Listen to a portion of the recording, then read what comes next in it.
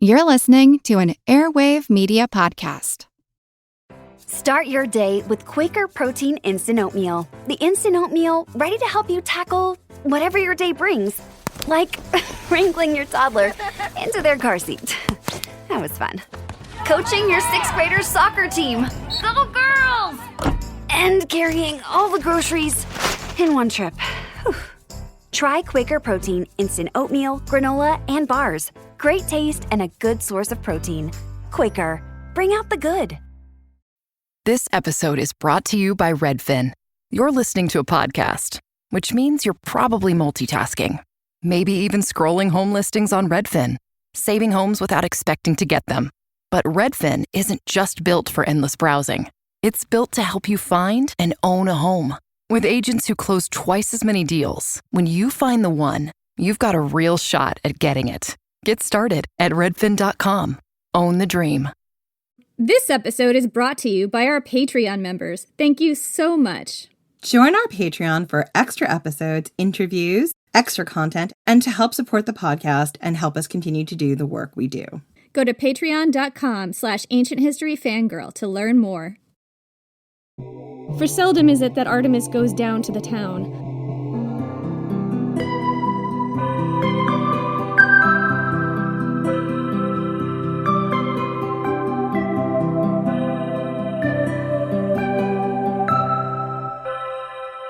I'm Jen McMenemy. And I'm Jenny Williamson. And this is Ancient History Fangirl. And once again, this is not the episode I planned to write. Shocker. I know. I guess we'll get to Atalanta someday. I guess we'll go on hiatus eventually. We'll maybe get a break. My research has been so thorough that I have been not allowing us to have any breaks, which is not good. I need a break. We tried to tamp down the gender rebels of Greek mythology series because we just didn't have room, and now it's exploding again. Can we calm it down? Here's the thing. As we mentioned last week, the finale of our season was supposed to be Atalanta. And while that's still the plan, really, a certain goddess refused to let us end this series without telling her story. And believe me when I say this, no one was more surprised than me to find out that I would be writing an episode about Artemis. I am staying at my brother's house in the States, and I have 2 lovely dogs who just need to be near me all the time. So if you hear any whining or little snores, it's the dogs, and I promise we'll put some pictures of them up on the Instagram and social so you can see them. What's going on is Jen is recording this episode from under a pile of dogs. I am! Oh, it's amazing. It is kind of adorable, but they are kind of large dogs, so... They're definitely on the large side, and they also think that they're lap dogs, like my dog back home, and they are not. I'm recording in a pod closet, and it's great, but also dogs. And I thought we'd said all there was to say about Artemis in our earlier episodes. We talked about her a lot in this series. Her lovers, her exploits, her band of nymphs that she was definitely sleeping with. But as I dug deeper into the story of Atalanta and the history of women like Atalanta, I kept coming up with the same stumbling block, the Artemis of it all. Because you can't talk about Atalanta without understanding Artemis. Jenny, what do you think about when you think about Artemis? What comes to mind? Nymph harems. Okay, what else comes to mind besides the nymph harems? It's a little bit of a disingenuous answer because the nymph harems is something that we discovered in the course of doing our own work on Artemis, and it is not necessarily straight up canon as we know it in the classical Greek telling, although it may in fact be OG canon, and we are going to get to that. So I would say my typical off-the-cuff response prior to having done this arc would be, well, she's a huntress, she has a bow and arrow, she's associated with the moon, and she is absolutely a virgin. She does not bone. That's like her major personality trait. No boning. None. Yeah. I mean, well, all that is very, very true. Artemis was so much more. And her roots were far more ancient than I ever imagined. Artemis was actually the second most worshipped god after Zeus, according to the research. And hopefully by the end of this episode, you'll understand why that's the case. Her temples and shrines were actually everywhere, from Ephesus to the Parthenon to the wilds of the mountains of Arcadia and the Peloponnese. the worship of Artemis was widespread, and it was essential to daily life. Because, believe it or not, Artemis was a huge part of every person's life, from birth to death in ancient Greece. So join us as we go into a deep dive of who Artemis was, how she was worshipped, and how her worship changed over the centuries as her cult moved across the Mediterranean. And finally, how she evolved into a goddess who fit into the classical Athenian idea of what an eternal maiden, quote-unquote, should look like. So, the story of Artemis's birth is kind of an important one. We're not going to go too deep into a mythology rabbit hole in this episode, and I know you're all shocked. I can't believe I'm saying this either. Because what this episode is really about is how Artemis was worshipped, and how that worship shows us a goddess who was a gender rebel. But to get to that worship, we have to go back to the beginning, to the story of Artemis's birth. Zeus, in his role of serial philanderer and just guy who is the worst. Yeah, that's his official title. Fuck Daddy Zeus. Fell in lust with two sisters, Asteria and Leto. So it's just a little bit incestuous. I mean, I guess there weren't a lot of people around, and you were probably distantly related to all of them at this point in time. Isn't Hera just straight up Zeus's sister? Mm-hmm. Look, he doesn't keep it in his pants, and he definitely keeps it in the family. Oh, he does. So Asteria and Leto were both titanesses, and after the Titanomachy, which is the war between the Titans and the Olympians, they were both living their best lives on Olympus, doing whatever the fuck they wanted, until they both caught Zeus's eye, of course. Asteria was the goddess of falling stars, and she was absolutely not here for any of Zeus's serial fuck daddy bullshit. She wanted no part of his amorous affections, barf. Known sex pest Zeus hounded her across the skies until one day she'd had enough. She turned into a quail and fell into the sea. She then morphed herself into the island of Delos. That is the length she had to go to keep out of Zeus's clutches. He just would not stop. Sometimes Delos is referred to as a floating island, and that's because of its association with Asteria. No idea what Asteria has to do with floating islands versus just normal islands. I don't know. That's the story. Leto, on the other hand, was here for Zeus's bullshit. She was actually into this. She had a torrid affair with the king of the gods and became pregnant with twins. And Hera, Zeus's wife, lost her shit, predictably. She refused to allow Leto to give birth on land or sea. She literally chased Leto all around the world, forcing the poor woman, who was in the pangs of labor at this point, not to stop running until she reached the island of Delos. Delos was, after all, the island that her sister had turned into. And that's where Leto took refuge. She was finally able to give birth to twins, who turned out to be Apollo and Artemis. Here's what Pindar tells us in his processional song on Delos, which is a Greek lyric hymn dating from around the 5th century BC. Quote, "Hail, O heaven-built isle, most lovely scion of the children of bright-haired Leto," that would be Apollo and Artemis, "O daughter of the sea, thou unmoved marvel of the spacious earth, by mortal men called Delos, but by the blessed gods of Olympus, known as the far-seen star, Astra, of the dark blue sea. For aforetime that isle was tossed on the waves by all manner of whirling winds, but when Leto, the daughter of Koios, in the frenzy of her imminent pangs of travail, set foot on her, then it was that 4 lofty pillars rose from the roots of the earth, and on their capitals held up the rock with their adamantine bases. There it was that she gave birth to and beheld her blessed offspring, Apollo and Artemis." Artemis was born first, and as soon as Artemis was born, she was essentially pressed into service, because why wouldn't she be? She's a girl. The tiny baby Artemis somehow goes over to her mother and helps her to give birth to her twin brother Apollo. And here's what Callimachus, who was a Greek poet around the 3rd century BC, tells us in his hymn to Artemis. Quote, "Even in the hour when I was born, the fates ordained that I should be their helper of women in childbirth, for as much as my mother suffered no pain, either when she gave me birth or when she carried me in her womb, but without travail put me from her body." So Artemis starts her life off as a protector of women and a goddess of childbirth. This is just a really wild story. She's an infant, newborn infant, helping her mom through childbirth. It's just a weird picture. It really is, like a teeny tiny newborn. Like, I don't even know how that works. I don't. So Artemis starts off her life as a protector of women and a goddess of childbirth, basically as a newborn infant, helping her mom give birth to her twin brother, which is a very bizarre image, in my opinion. On day 2, Artemis and her brother are given bows and arrows by Hephaestus, and they both become expert archers in like 2 seconds. It's like a little bit like Cucullin dog years, but even more extreme. You have the same thing with Hermes, too. Like, Hermes does some wild stuff when he's like a teeny tiny baby. Can you imagine teeny tiny baby Artemis and teeny tiny baby Apollo both shooting arrows? It's just nuts.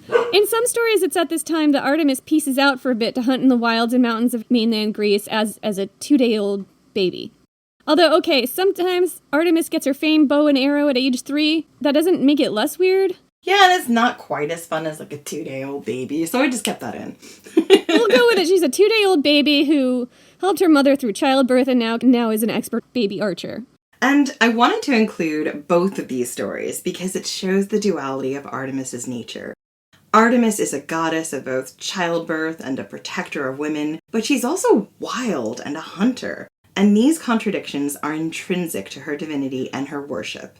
She steps out of the womb and both confirms the traditional gender roles of classical Athenians, i.e., helps her mother give birth and protects her, and she defies them by picking up a bow and arrow and deciding to peace out to the wilderness to hunt. There's a fascinating moment between Artemis and her father Zeus, where Artemis basically just asks her dad to bestow powers on her. Callimachus tells us, in his hymn 3 to Artemis, quote, "Of Artemis we hymn, no light thing is it for singers to forget her, whose study is the bow and the shooting of hares, and the spacious dance and sport upon the mountains, beginning with the time when sitting on her father's knees, still a little maid, she spake these words to her..." She is very, very precocious child. "She spake these words to her sire," quote, within the quote, "Give me to keep my maidenhood, father, forever, and give me to be of many names, that Phoebus, Apollo may not vie with me.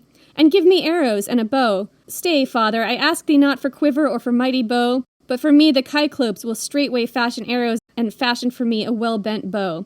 But give me Phaesphoria, bringer of light, and give me to gird me in a tunic with embroidered border reaching to the knee, that I may slay wild beasts. And give me 60 daughters of Oceanos for my choir, all 9 years old, all maidens yet ungirdled, and give me for handmaidens 20 nymphae amnicides of the Amnios river in Crete, who shall tend well my buskins." It's just one of those weird 18th century free open source translations, just deal with it. "And when I shoot no more at lynx or stag, shall tend my swift hounds. And give to me all mountains, and for city assign me any, even whatsoever thou wilt. For seldom is it that Artemis goes down to the town. On the mountains will I dwell, and the cities of men I will visit only when women vexed by the sharp pang of childbirth call me to their aid. Even in the hour when I was born, the fates ordained that I should be their helper. For as much as my mother suffered no pain either when she gave me birth or when she carried me within her womb, but without travail put me from her body. So spake the child, and would have touched her father's beard." I just have to stop for a minute. Like, that's the most precocious, wild thing. It's so strange, and like, she's just like, demanding, like, I want all these nymphs. I want all these things. I want to be not in competition with my brother, but kind of better than him. And I want a cool outfit, and I want to slay wild beasts, and give me 60 daughters of Oceanos for my choir. I think it's Oceanos, but it's Oceanos would be how we'd say it in English. But yeah. Oh, that makes more sense. Okay, so this is when she gets her nymph harem. Yes, she's asking as a small child for a harem of nymphs. Like, are you telling me Artemis doesn't know exactly what she wants? She knows what she wants. She's sitting on Zeus's lap and like touching his beard as she says it, so it's a little bit like a Santa Claus image. I'm not saying that is a connection to that because the whole Santa Claus thing is much newer and has its roots in Germanic lore and possibly some Celtic lore, but you know, there's so much cultural exchange back then. I think this is slightly more obscure. Anyway, so spake the child, and would have touched her father's beard, but many a hand did she reach forth to in vain, that she might touch it in supplication. And her father smiled and bowed assent, and as he caressed her, he said, quote within the quote, "When goddesses bear me children like this, little need I heed the wrath of jealous Hera. He always has to take it gross. Always." He does. He always has to, like, dig it again at Hera. So I don't need Hera. I can just breed the good children on other women. Well, I think it's not that I don't need Hera. I think it's like, I don't need to worry about how angry she is because, like, look at this cool kid I made with another goddess. Like, she's gonna see how cool this kid is. It's a lot of pressure. Anyway, Zeus goes on, "Take, child, all that thou askest heartily. Yea, and other things therewith yet greater will thy father give thee. 3 times 10 cities, and towers more than one will I vouchsafe thee. 3 times 10 cities that shall not know to glorify any other god, but to glorify thee only, and be called of Artemis. And thou shalt be watcher over streets and harbors." So he spake and bent his head to confirm his words. So much of Artemis's qualities are usually looked at in comparison to her brother Apollo. Apollo and Artemis became the god of the sun and the goddess of the moon, or sort of associated with that in the Greek pantheon. There were other gods of sun and moon, but sometimes for shorthand they attribute that to Artemis and Apollo. It's not exactly right. Apollo takes his place as the god of music, archery, and healing. Artemis becomes a goddess of the shadows. She's the goddess of the wild places, of the hunt, of animals, particularly bears, wolves, boars, and stags and deer. She's the goddess of women and children and the transition from childhood to adulthood. She's also the goddess of a good death. People prayed for Artemis's arrows to bring on a good and swift death. But looking at Artemis only in comparison to her brother leaves out a large part of her story and essentially falls into the classical Athenian trap. Because Artemis's roots go back further and often do not mention her brother at all. In her book, She Who Hunts, Artemis, the Goddess Who Changed the World, Carla Ionescu looks at Artemis's origins. Ionescu points out that Artemis's origins come from Egypt. Quote, as Artemis Agroterra, the huntress, the goddess is often described in association with the wilderness, with nature, but particularly with her bow and arrow. Homer often identifies her as the goddess who loves archery and the slaying of beasts. Unlike her Ephesian counterpart, who stands between two lions, the Greek Artemis is often painted and or sculpted wearing a quiver of arrows and attended by a stag or several dogs. The mountains, rivers, and groves are her sanctuary, and she can be both unforgiving and merciful. Her lack of a male companion and her violently guarded chastity make her the prime incarnation of traditions that trace her roots to pre-dynastic Egypt. Artemis Agroterra seems to have evolved from two Egyptian deities. Neith, mistress of the bow and ruler of the arrows, a goddess whose primordial existence is embedded in Egyptian thought, and Bastet, also known as Bast, Pasht, and Bubastis, the cat goddess who delights in dancing and music and is representative of the moon, marriage, and motherhood. These ancient roots tell a story of an Artemis whose incarnation was mixed with the cultural exchange across the Mediterranean and northern Africa. The combination of these two goddesses into one goddess in Greece, Artemis, shows how the cultural exchange worked across this area. Artemis became a goddess who was all about hunting and the wilderness, but also a goddess of motherhood, i.e. pregnancy and giving birth, and the moon. Many of Artemis's seemingly contradictory qualities make sense because you can see how they evolved from two goddesses into one. One goddess whose purview covered so many different things. In fact, the early worship of Artemis looked a lot like the worship of Bastet. Ionescu explains, quote, the women engage in music, song, and dance, and they drink wine on their way to the temple, where great sacrifices were made in Artemis's honor. This accords well with Egyptian sources, which prescribe that leonine goddesses are to be appeased with feasts and drunkenness. The worship of Artemis at times includes festivals of wild and drunken behavior. She's often the divine counterpart of Dionysus and described as the frenzy-loving goddess. Her love of dancing, racing, and competition, as well as the wildness and freedom of the natural realm, make her a fitting vessel for the Egyptian Bastet. So Jenny, when I read this passage, I was just absolutely stunned. I was gobsmacked. I was like, what did I just read? Because I never heard of Artemis being worshipped this way. Yeah, like a Dionysus counterpart. That's really new. It's super new to me. As a lay person, this is not how I thought Artemis was worshipped. Again, I'd always had the preconceived Athenian notion that Artemis was a chase goddess who lived in the woods with her nymphs. And I don't know, I kind of thought she was super elusive. I knew you didn't want to piss her off because her wrath was pretty extreme. In her mythology, the stories about her involve somebody capturing a glimpse of her naked and Artemis turning them into wild deer so they can get eaten by their own dogs and stuff. Like, she really does not like to be spied upon bathing with her nymphs. She doesn't like to be spied upon. She doesn't like to be cheated on by her lovers. Poor Callisto. She also doesn't like it when you offend her mom, because there's a whole myth, the myth of Niobe, where her and Apollo just kill all of Niobe's kids. It's awful. She doesn't like it. Don't say mean things about her mom. So, I didn't really give much thought to how Artemis was worshipped. But Ionescu explains that the worship of Artemis was pretty fucking epic. It was essentially a drunken frenzy, complete with racing and dancing, and it was all out in the woods. Could the original worship of Artemis have been a liberating affair for both men and women? Did the worship of Artemis free both genders to participate in a primal and orgiastic experience that dated back to ancient Egypt? Maybe.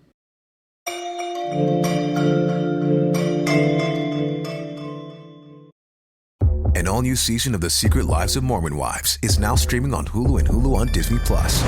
Mom talk has just been blowing up. Whitney and Jen are on Dancing with the Stars. Taylor is a bachelorette. Saying that out loud is crazy. Like, that is huge.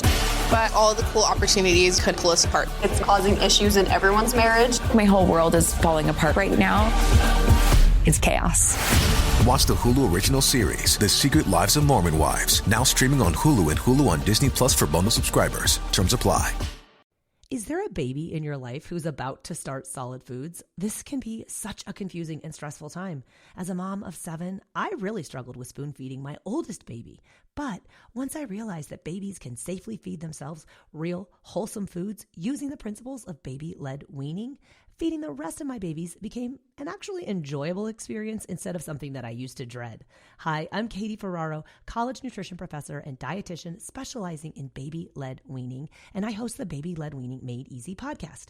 Each week, we cover evidence-based, safe infant feeding practices for parents and caregivers of babies who are 6 to 12 months of age. So, if you're confused by all the conflicting info you hear about starting solid foods, or you want easy, actionable tips on how to safely prep food for your baby, or introduce allergenic foods, or figure out when to drop a milk feed, we cover all that and more, plus interviews with the world's leading feeding experts in 2 new episodes each week. Search Baby-Led Weaning wherever you listen to podcasts, and happy feeding.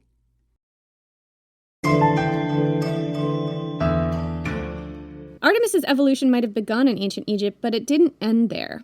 Artemis is also linked to an ancient Minoan goddess known as the Mistress of Animals. The Mistress of Animals resembles some aspects of Artemis, but she's a much older deity whose worship spread across the mountains and forests of Greece. As Ionescu explains, quote, both the divine nature and function of the Mistress of Animals shows that Artemis is of Minoan origin. Nilsson notes that, quote, within the quote, Artemis is not the goddess of classical mythology, the sister of Apollo, but a ruder and more primitive type of deity, which was widespread, especially in the Peloponnesus and among the Dorian peoples. She is in fact the most popular goddess of Greece, at least in the cult of the simple rustic people. This Artemis is the goddess of wild nature who is not touched or altered by the hands of men. She roams the mountains and forests, and in the shadowy groves and wet meadows she hunts and dances together with her nymphs, who have faith in her as their fearless protector. In fact, dances are very common in her cult. These dances are of an orgiastic and at times indecent character, and the dancers are often depicted wearing masks. Such scenes do not fit in with the Greek tradition of Artemis as a virgin goddess. In tandem with this, the Minoan goddess is never shown inside a shrine. She manifests herself within a natural environment seated under a tree or on a rock. And I should stop here for a minute because I always shout out the books that were super useful and vital in writing an episode. And for this episode, it was She Who Hunts, Artemis, the Goddess Who Changed the World by Carla Ionescu. It is fantastic. We quote from it and reference it a lot. If you want to know more about Artemis, this is your primer.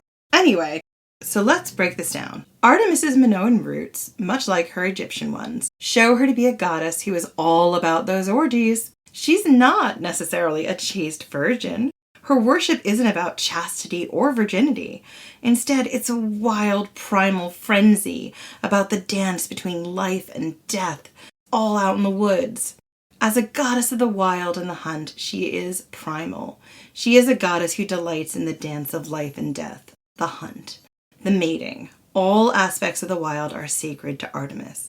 And her worship shows us this. Also, notice how this Artemis, this version, is framed as a goddess of wild nature who is not touched or altered by the hands of men, which makes sense because she's the goddess of wilderness, which is also not touched or altered by the hands of men. But her celebrations are described as orgiastic and indecent. Were these all women orgies? Do we know that? It sounds like it to me. It kind of sounds like it to me, but I don't know. I mean, these are mystery cults, but I think with those, what is it, like 50 nymphs of one and 20 nymphs of another, what's that, like 70 nymphs? Like, was 60 nymphs plus 20 nymphs, so 80 nymphs? 80 nymphs, yeah. We're now just doing nymph math. And we do talk about that when we talk about Artemis's relationship with Callisto in the Queer Women episode, so there's an implication of that. Not saying it's actually what happened, but it's quite possible. And we've seen in other places where the classical Greeks sanded down and eliminated and erased any thought of sex for women that is not channeled toward home and hearth and family, and that absolutely includes queer sex between women. I agree, Lena. That is shitty. I really agree with Lena on this one. It's real crap. You want to translate from the wild for me?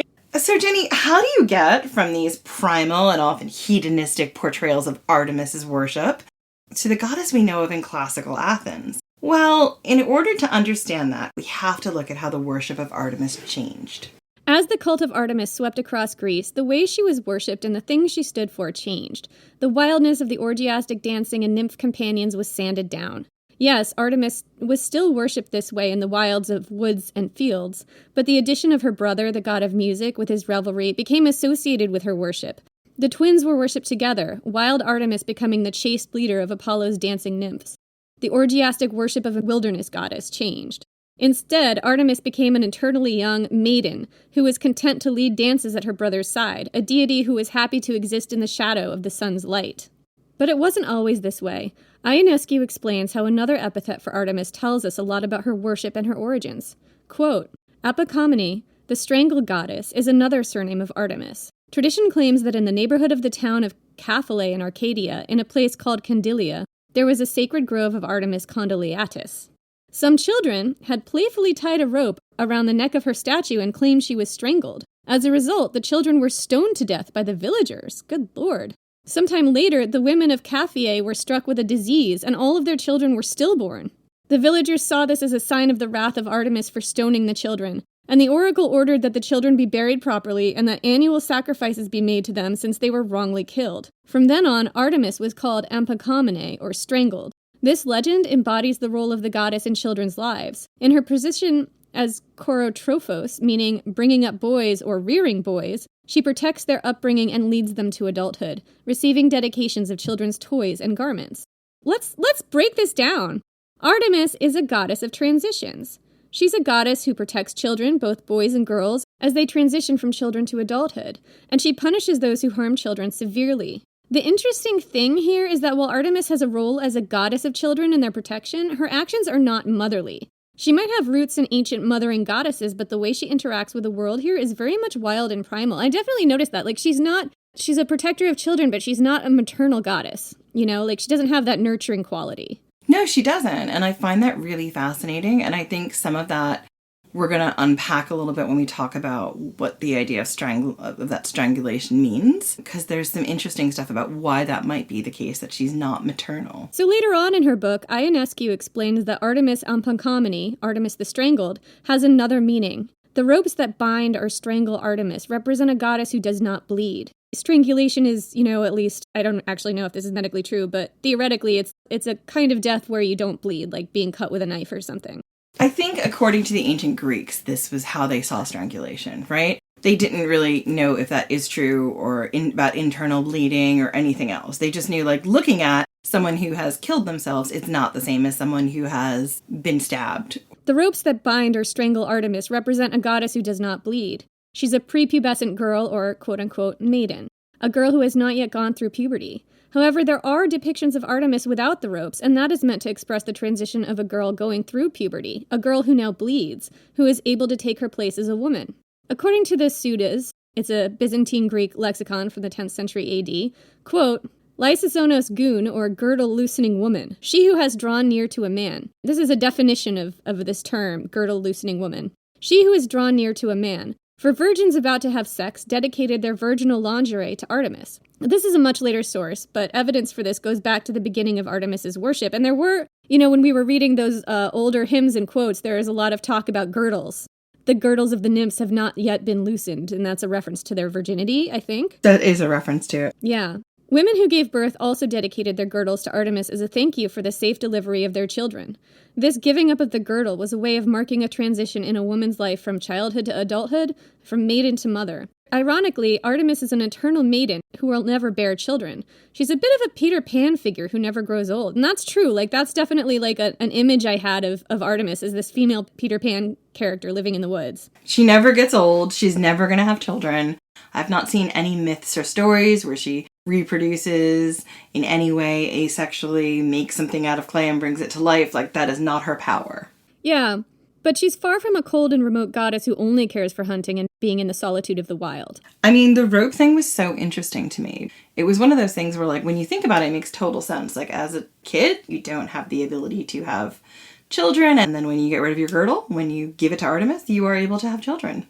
But Artemis never gives up that child's girdle, you know? She's always wearing the same outfit. She never, transitions into any of the other traditional gender roles. Much like Athena and Hestia. They also do not bear children. So, to get back to our actual research here, Ionescu also explains that strangulation had a darker meaning in ancient Greece. The section that I'm going to read talks about suicide, so just be aware. Quote, "This traces Artemis's roots back to the Minoan period, before Artemis was attached to her name. King argues that strangulation for the Greeks meant giving no blood.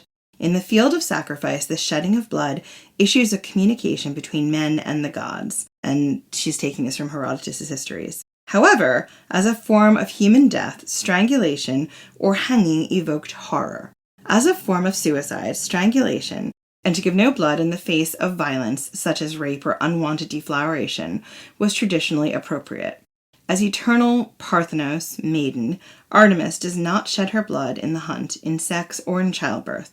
Fundamentally, the duality of Artemis strangled is primarily evident in the fact that she is a goddess who does not bleed, but who makes others bleed." Okay, so Jenny, this duality is important. This idea of death by strangulation, particularly as a death for women who have been victims of sexual trauma, is rife throughout mythology and Greek tragedy. Strangling here is a form of communication. It is a bloodless death, and some women who died this way were leaving a message about what happened to them, which I never really thought about until I read this passage, but yeah. Yeah, that's fascinating and very dark, yeah. Yeah, it's really fascinating, and you see this pattern repeated throughout the mythology, and you also see it in the history too. And also, death by strangulation, or suicide by strangulation, is about potentially invoking Artemis, the protector of women and huntress, to, quote, make others bleed, i.e., make their attackers bleed through divine punishment. And I found that really, really fascinating. This further cements Artemis's role as a divine protector of women, and as a goddess who meted out justice for wronged women and children. Ionescu continues to trace the evolution of Artemis through her worship in Greece. Quote, "Thus, Artemis Amphikomene is another example of how the goddess encompasses all aspects of life, despite their seemingly opposite elements. By clinging to her ancient roots, she maintains the wilderness, the violence, and the freedom of being a nature goddess. At the same time, in wearing the mantle of her responsibility in Greek ritual, she exhibits the qualities of nurse, savior, and mother. These attributes can be clearly seen as she is revered both as a protector and a terrifying enforcer. Artemis is the embodiment of opposites, duality, and the paradox of protection and punishment. Like many of her predecessors, for whom she inherits all responsibilities, she's a goddess of totality.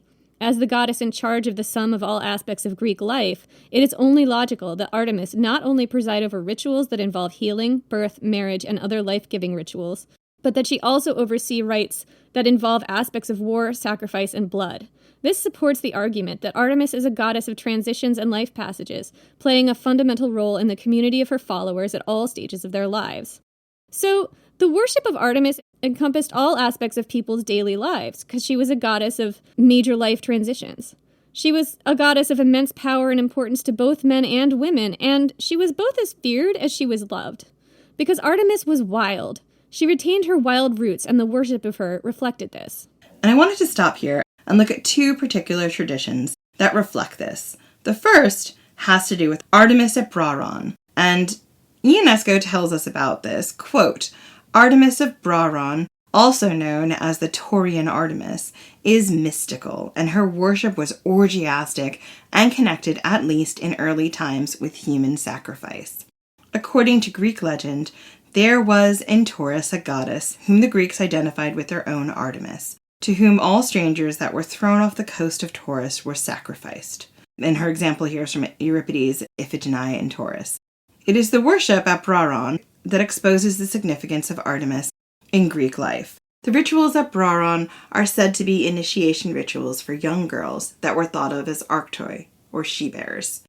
And Ionescu continues to tell us about these rituals and their significance of bears. Bears were sacred to Artemis, but they were also heavily coded as a symbol of motherhood. This connection goes back to Neolithic times, with the image of the mother bear taking care of her cubs being seen as an ancient symbol of motherhood. Bears were perhaps the oldest sacred animal of all. They were hunted for food, and their remains were given ritual significance, at least in ancient Greece. Bears were also heavily coded as feminine and mothers. When girls went through puberty and were particularly hormonal and quote-unquote wild, they were said to be in the grip or maybe the possession of Artemis herself. Artemis, the wild and untamed goddess. She was independent and free. Artemis who never gave up her maiden's girdle, who never transitioned from being a girl who was free and able to run amongst the woods and the mountains to being a woman who was tied to home and hearth and family. It's super interesting that this connection to bears that Artemis has and that Atalanta has goes all the way back to the Neolithic. That's really fascinating. See, this is why we needed this episode. Like, I was like, I have to explain the importance of these bears. Girls would give up their saffron robes at the age of 10 as an initiation rite into the cult of Artemis at Brauronia. And this idea of giving up something childish on initiation to the cult of Artemis continued into Athens. In Athens, girls would give up their childish toys as a sacrifice to Artemis before they were married. They offered up these sacrifices to denote leaving behind the wildness of their childhood and taking on the civilization, quote-unquote, of adulthood, motherhood, and embracing the patriarchy. Ugh, God. Once they were married, their marriage would fall under the protection of Hera, but in order to gain that protection and presumably a happy marriage, girls had to give up their childish things and dedicate them to the goddess Artemis, the goddess of young girls. They also had to give up their freedom.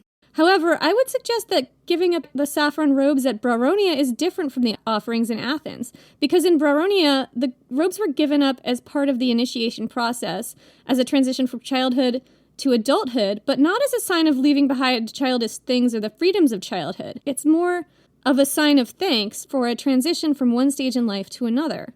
So they're not necessarily marking a delineation from being a wild girl to being controlled by husband, hearth, and family. They're marking a transition from childhood to adulthood without the sense of a loss of freedom. That's how I read it as compared to the Classical Athenian version. I could be wrong, but it did feel like, they accept that these hormonal teenage girls are like she-bears in the grips of Artemis's wildness, and they kind of don't seem to be saying you can't do that. They're kind of accepting that this is a natural thing for them and that this is part of their development into women. So I found that really fascinating, and I think that is probably slightly different from the Athenian worship. But Jenny, it wasn't just girls who worshipped Artemis as a goddess of the transition between adulthood and childhood.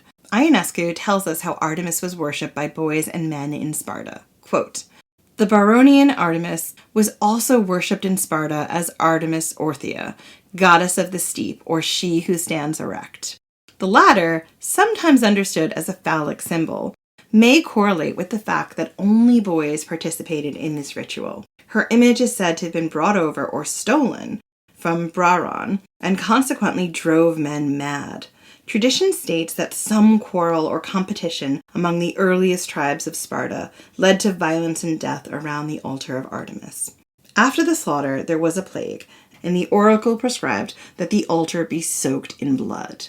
The citizens selected an individual by lot who would be the human sacrifice. The original tradition was eventually considered barbaric, and the ritual was adapted by the legendary lawgiver Lycurgus, so that boys were scourged at the altar in such a manner that it became sprinkled with their blood.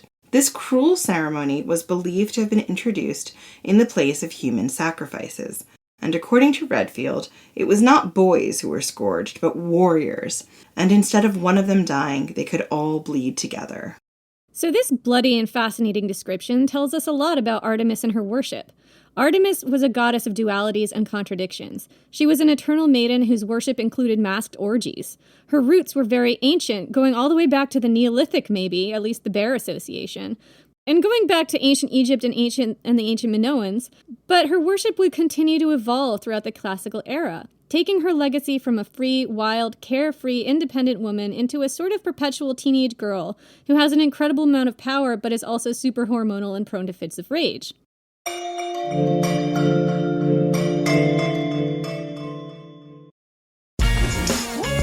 Refreshing wild cherry cola meets smooth cream. The treat you deserve. Pepsi Wild Cherry and Cream. Treat yourself. LifeLock, how can I help? The IRS said I filed my return, but I haven't. 1 in 4 tax-paying Americans has paid the price of identity fraud.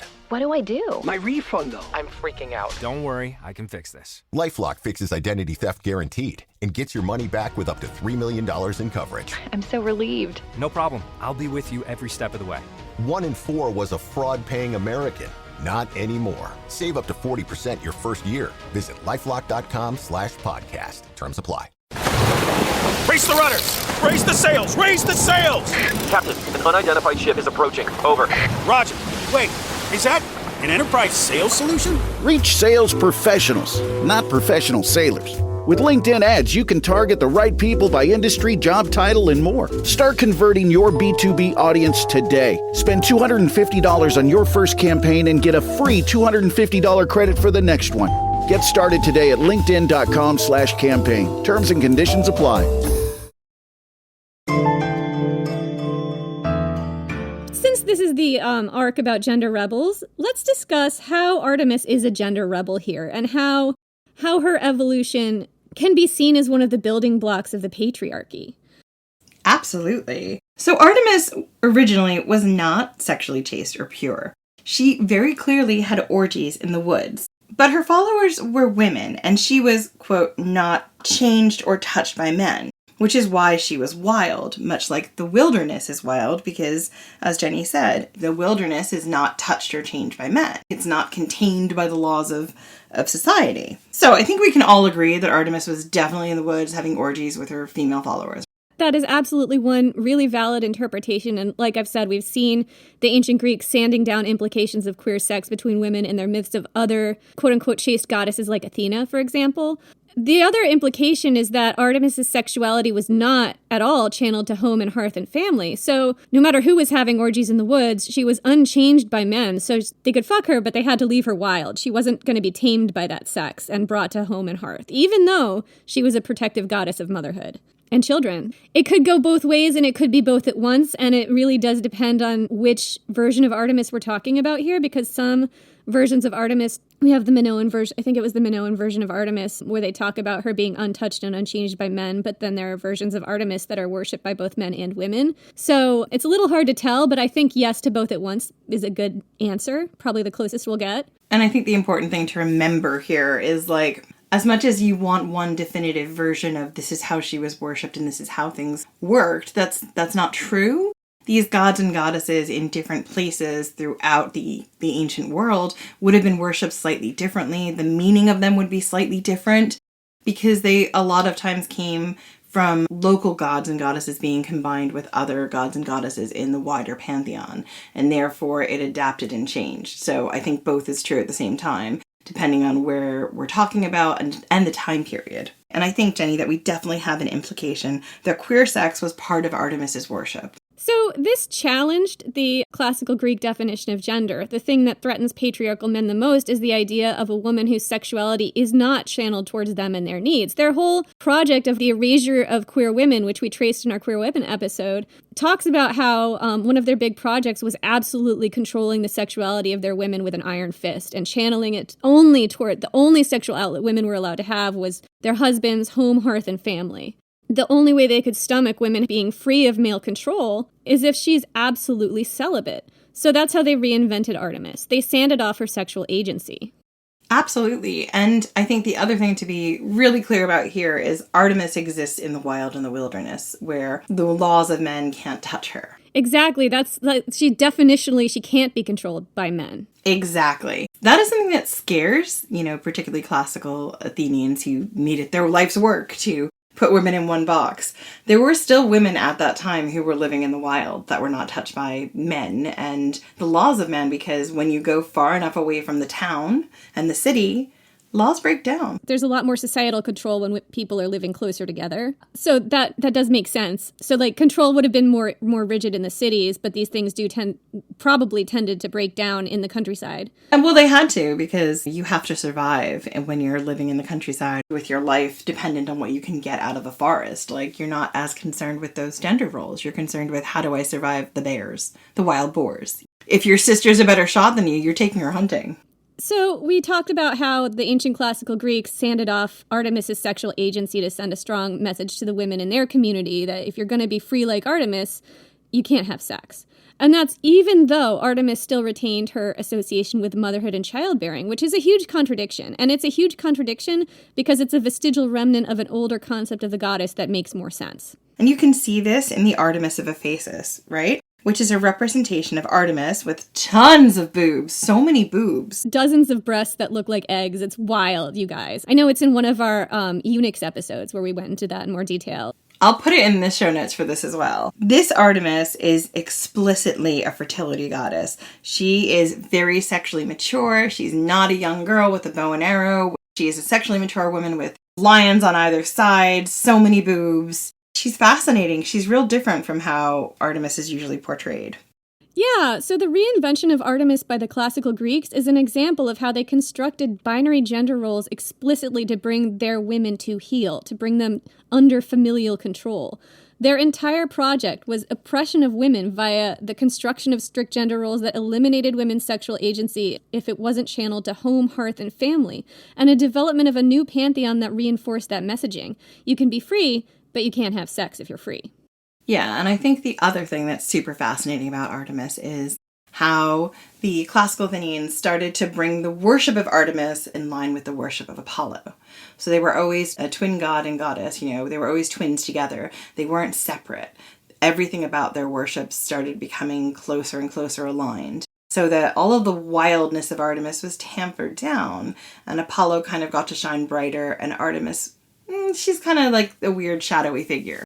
She was brought under Apollo's shadow, which further limited her power, I suppose you could say. Yeah, so that's it for this week. We took a detour into the history of Artemis because next week we're going to talk all about Atalanta. Those bears are going to make a comeback. Women with sexual agency are going to make a real stride forward, and we're going to hopefully end this season at some point in time on a high note for our gender rebel Atalanta. As I said, I really felt as I was doing the research that in order to understand Atalanta and to understand women who lived outside of civilization, although they would not necessarily consider it that. But anyway, women who lived outside of like towns and cities and who lived in the areas that were abutting on the wild existed. And I think they were more common than we are led to believe. And in order to understand that, I think we needed to know about how Artemis was worshipped and how she changed. Because when you hear about Atalanta being a favorite of Artemis and Artemis looking out for her and sending this bear and hunters to help her, you're like, well, why would Artemis do that? It's almost like Atalanta is a derivative of Artemis. She's like an Artemis character who retains parts of the goddess that were sanded down by the classical Athenians already, which is really interesting. And we're going to get into that in more detail. And also like the way the ancient Artemis was worshipped in these rural areas also speaks to how women led their lives in these rural areas, which is what Atalanta represented. And we're going to talk about that too. So there's a big connection here. And we had to parse through that before we really talked about Atalanta. And it wound up being its own episode. And hopefully we actually will get to Atalanta next. So that's what we're doing. That's the dream. So that's it for this week. In the meantime, join us on social at Ancient Hist Fan on Twitter and Ancient History Fangirl on Facebook and Instagram. So we have some Patreon members to thank, don't we, Jen? We do. Oh, thank you so much to our patrons. You can join our Patreon at patreon.com/ancienthistoryfangirl, where you can find extra episodes. We're now making videos and dropping those. We have some. We swear to God we're going to drop them. Anyway, so, yeah, we have some Patreon members to thank. Shall we? Thank you so much to Jessica. Just Jessica. We apologize in advance to anyone whose name we mispronounce. It probably will happen. Kinsey Bunch. Shannon Carone. Mark LeBlanc. Jeanette. Just Jeanette. James Hanks. Desiree Lamb. Ibrahim Samara. Harriet Holsby. Molly O. Bill Blinder. Ayana K. Cohen. Nina. Just Nina. Natalie V. Ren H. Kate. That's Kate Crane. Thank you. Yeah, and I think in that Nina is Nina Douglas, who's a dear friend of mine. Thank you, Nina. Erica Ray. Tavia Berrigan. Anna Shapiro. Aaliyah McNiff. Jody McDaniel. Jesse Kenner. And Tawny Craig. Thank you so much for joining us, and thank you so much for listening, and we will see you next week.